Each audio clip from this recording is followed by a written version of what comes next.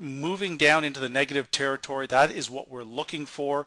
Predicted true strength indicator from Vantage Point is again also moving down, nowhere near oversold territory yet, so everything looks good for a move lower there. So let's go in again. We're going to have a look at the daily report to begin the week. We've identified excuse me, that the bias on the US Canadian pair is still to the downside. So with that still to the downside, what we're looking for is an area up top to enter into those short positions. So to begin the week, we've got 103.96, a low of 102.83. Predicted short, medium, and long-term differences and the neural index all in agreement this is going lower. Now, we've closed the week again about the 103.30 area. Just let me back this up. 103.39 we've closed the week. So I anticipate the US Canadian pair to move higher, and when it does, we're going to use that to set our shorts. So between the 103.80 and 103.96 area is where we want to set those shorts, and be prepared, providing the equities and the commodity markets cooperate here, we should see a retest of the 102 area by midweek. That's what we would be looking for based on this analysis, with again the long-term crossover pointing down, the triple EMA getting ready to make its move. Once that triple EMA makes its crossover and that's complete, parity is certainly not out of the question at this point, provided the market stays again below that 108 area that I've been talking about now for weeks. So with that said, we're going to go now into the British pound US dollar. We can see here that we've only been buying that on dips last week. I suggested that 143.96 area is going to hold. My bias on the British pound US dollar still remains to the upside. Predicted MACD and predicted true strength indicator both supporting that. Now our predicted short, our medium and long-term differences are both positive. That's a good sign. So now that we've identified using the long-term crossover, we only want to buy on dips. We're not interested in selling this, even though it may in the short term present potential opportunity. Buying on dips has clearly proven to be far less risky and a lot more productive. So we've closed the week at 145.52. Everybody can see that okay. To start the week, we've got the neural index down. However, we've got the predicted medium, short, medium, and long-term differences are all positive. That's a good sign. So the 144.74 area, we're going to be looking for a pullback towards that area, at which time we're going to use that to get into the buy positions.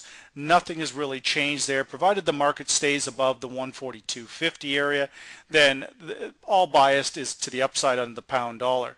Now we can see all this congestion of candlesticks sitting off this 142.50 area. We've got our long-term crossover, has crossed over right here, which was actually at the beginning of June.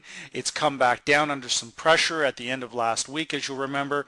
But the trigger never crossed, and with the long-term trigger not crossing, that's why last week I refused to put out the shorts on there. And of course the short positions all came under a great deal of pressure. Most of those shorts cleared out of the market as it went back up into that 147.60 area. So this minor pullback we've got is a good buying opportunity on dips. Again, we've identified the major areas.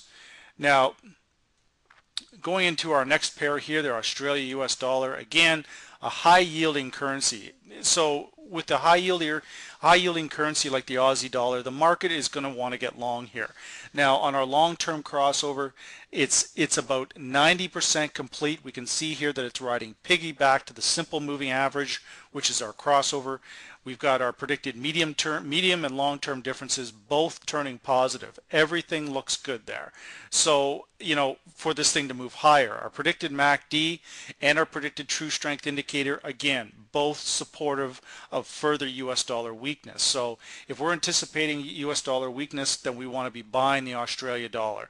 It's pretty much that simple, and holding on to longs on the Aussie US it can be very, very lucrative because the broker has to pay us the interest rate differential between the Aussie dollar and the US dollar on their interest rates, and there's a very large difference there. So long positions on the carry trade pay very well. So let's have a look what we're seeing here to get into to begin the week. We've closed the week out at 85.05. That's almost 400 pips higher from where we closed last week. So very good move higher. Now going in and having a look at things, we can see that we've got our neural indexes up. Our predicted short, medium, and long-term differences are all positive. Short-term predicted differences, though, at 114, to be perfectly honest, are a little bit overbought. So I anticipate a move back down towards the 83.95 area, excuse me, at which time what we'll be doing is using that to get into buy positions. Again, the medium and long-term differences there are just rolling over to the positive, even though the predicted long-term differences are heavily overbought. Now that's our position on Australia. I believe it's going to move higher after we get a slight corrective move lower. So again, with those high yielders, it's certainly nice to get in on that carry trade. Now we've got our natural gas contracts. We've got a few other things here I'll touch base on afterwards.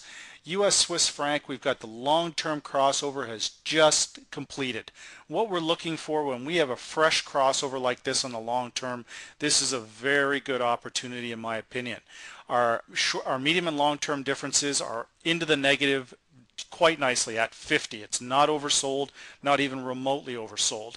Our predicted true strength indicator, and our predicted MACD, both supportive of further shorts here. So with US Swiss franc, let's go in here to our daily report and see if we can fine tune this entry point a bit. Now again with the Forex weekly outlook like this, we're going to hit every currency. We're going to try and gauge the strength of the US dollar for the entire week, not just for a short-term move. So our neural index is up. That's fine. Predicted short, medium, and long-term differences are all negative, all in agreement. So when this thing moves up to the 115.44 area, we're going to use that to set our short positions, and then I would anticipate a potential break of the 114 area this week by mid to late week. That's what I would be looking for there. So again, the US Swiss franc normally following Euro US very closely. However, as of late, it has not been doing that. It's been moving in the opposite direction as the Euro US. So very interesting things that are happening. Now, the New Zealand US dollar, another high yielder, very similar to the Australia US. We can actually see that the long-term crossover has completed on this one. Predicted medium and long-term differences both look good there. Predicted true strength indicator and the predicted MACD also supportive. So we've closed the week here at 69, so we've had a very strong close on the Kiwi to finish the week, and again this is largely based on the US dollar weakness.